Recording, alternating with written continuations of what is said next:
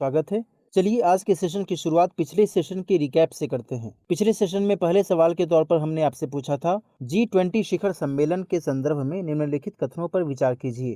कथन 1, 2021 में होने वाला शिखर सम्मेलन जिसकी अध्यक्षता इटली कर रहा है वह G20 का 16वां शिखर सम्मेलन है। कथन 2, इसके सदस्य वैश्विक सकल घरेलू उत्पाद का लगभग 80% से अधिक, वैश्विक व्यापार का 75% और विश्व की 60% जनसंख्या का प्रतिनिधित्व करते हैं। उपरोक्त में से कौन सा या से कथन सही है या फिर है? केवल एक, केवल दो, एक और दो दोनों, न तो एक न ही दो। इस प्रश्न का सही जवाब है ऑप्शन सी, दोनों ही कथन सही हैं।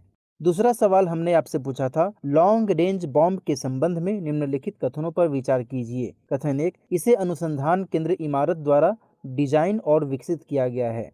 कथन 2, इसका परीक्षण DRDO और भारतीय वायुसेना द्वारा संयुक्त रूप से किया गया था। ऊपर दिए गए कथनों में से कौन सा या से कथन सही है या फिर है? केवल एक, केवल दो, एक और दो दोनों, न तो एक और न ही दो। इस प्रश्न का सही जवाब है ऑप्शन सी, यानी दोनों ही कथन सही हैं।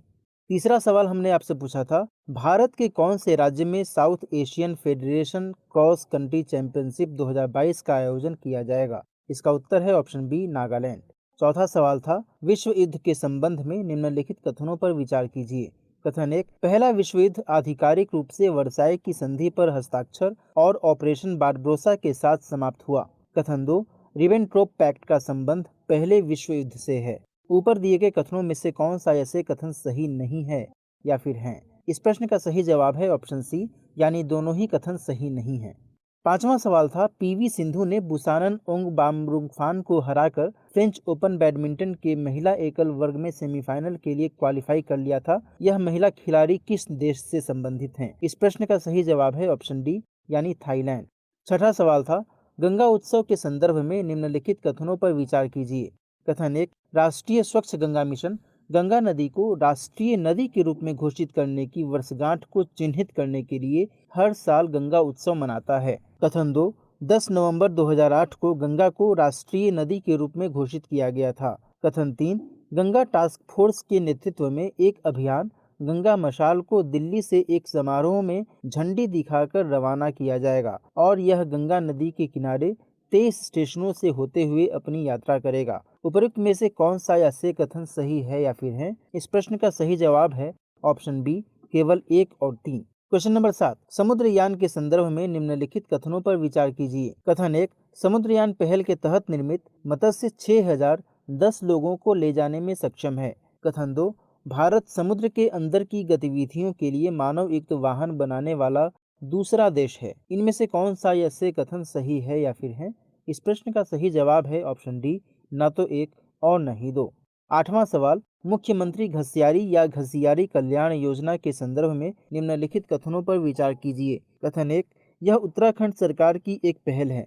कथन 2, इस योजना का उद्देश्य पर्वतीय क्षेत्रों में रहने वाली प्रदेश की 3 लाख से अधिक ग्रामीण महिलाओं के सिर के बोझ को खत्म करना है। उपरोक्त में से कौन सा या से कथन सही है या फिर है? इस प्रश्न का सही जवाब है ऑप्शन सी, यानी दोनों ही कथन सही हैं।